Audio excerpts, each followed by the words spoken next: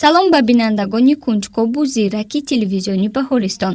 Инак ман ба шумо баъди ҷустуҷӯҳои зиёд дар бораи таърихи ихтирои мошинаи ҷомашӯӣ ки имрӯзҳо кори бонувонро хело ҳам осон ва сабук намудааст, қисса мекунам. Бо диққат тамошо кунеду маълумот бигиред. зиндагӣ аҷиб аст. баҳри баъзеҳо изи ранг ва мӯйқалам ин зебои офарӣ аст.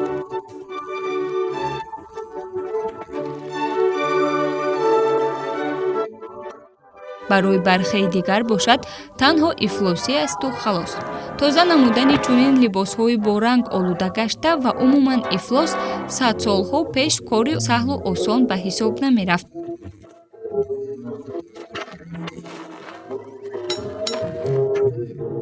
бубинед, тоза намешавад.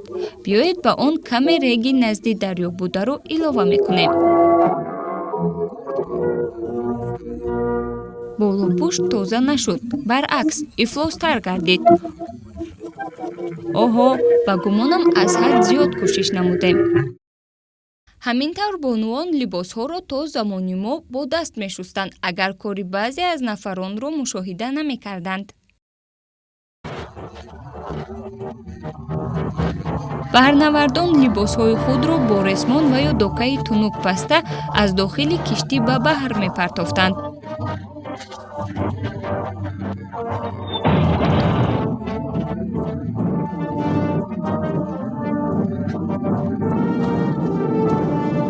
ҳар қадаре ки суръати шинои киштӣ тез мегардид, ҳамон қадар усули мазкур либосҳоро тоза намуда натиҷаи мусбатро ба бор меовард.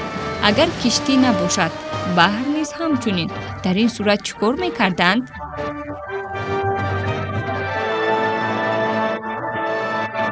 дар анаин бошишгоҳ зиёда аз 100 нафар ҷавонмардон кор мекунанд. онҳо либос намешӯянд, тилло мешӯянд.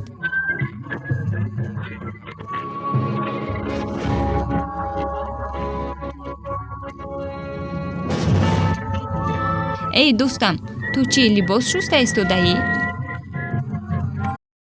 пас аз ин мушкилиҳои ҷойдошта, ихтирои мошинаи ҷомашӯӣ басо ҳам бо маврид ва саривақтӣ ба ҳисоб мерафт. як зарфи калонро мегирем, ба он чӯби дарозрӯяро насб менамоем. пас он чунин қолаби тобдиҳандаро ба қисми дохилии зарф мечаспонем. аз қисми берунии зарф чунин лӯлачӯбҳоро насб менамоем, то ин ки маркабҳо бо ҳаракати худ зарфро давр занонида тавонанд. бо як маротиба мавриди истифода қарор додани усули мазкур, либосҳои тамоми маҳалларо шустан мумкин буд. ба ин монанд, чунин мошинаи ҷомашӯӣ дар Калифорния ҳаҷман калон буд ва он бо истифода аз қувваи даҳҳо маркаб ба кор дароварда мешуд. ногуфта намонад, ин аввалин нуқтаи ҷомашӯии пӯлакӣ дар ҷаҳон ба ҳисоб меравад. дар миёнаҳои асри 19 марди амрикоӣ бо номи Мур тарҳи мошинаро ба куллӣ тағйир дод. акнун дохили мошина қолаби даврзананда не, балки нимдавраҳои аз чанд қисми чӯбин сохта шуда иборат буд. барои боз ҳам хубтар ба намоиш гузоштани мошина, дохили он тӯбчаҳои чӯбинро меандохтанд, то ин ки онҳо якҷо бо либос соиш хӯрда, ифлосиҳоро тоза намоянд. ана ҳамин ихтирои аҷиб ки ба воситаи буғ ба ҳаракат медаромад. марди дигар бо номи Ҷеймс Кинг, ки ӯ низ аз Амрико буд, дар ҳамон замон пешниҳод намуд, ки ба дохили зарф тунукаи сурохиҳои зиёддоштаро насб намоянд.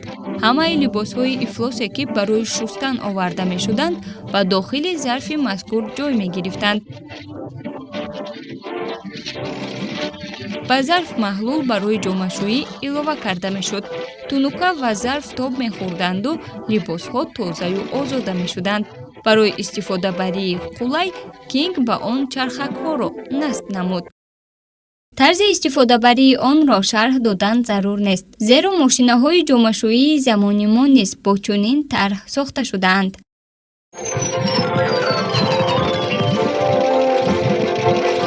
аммо аз ҳама зиёд савдогари олмонӣ Карл Милли ҳилларо ба кор бурд. дар корхонаи истеҳсоли равған ки ман таи чанд сол аст равған истеҳсол мекунам, ҳам зарф асту ҳам қисми иловагӣ дар дохилаш. ман шумораи зиёди онҳоро кор кард намуда бозорро пур аз мошина барои фурӯш менамоям. иброз менамуд милли на танҳо дар ғарб, ҳатто ба Россия мошинҳои истеҳсол намудаи милли дастрас карда мешуданд. бояд гуфт ки дарҳол мизоҷон аз мошинаҳои ҷомашӯӣ харидорӣ менамуданд.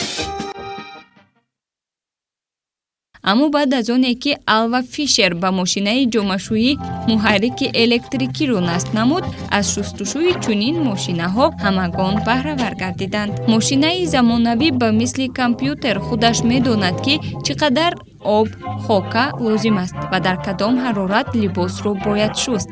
ин мошинаҳо ҳама чиро медонанд ба ҷуз оне ки чаро либосҳо ба ҳамдигар печ дар печанд баъди шуста шудан.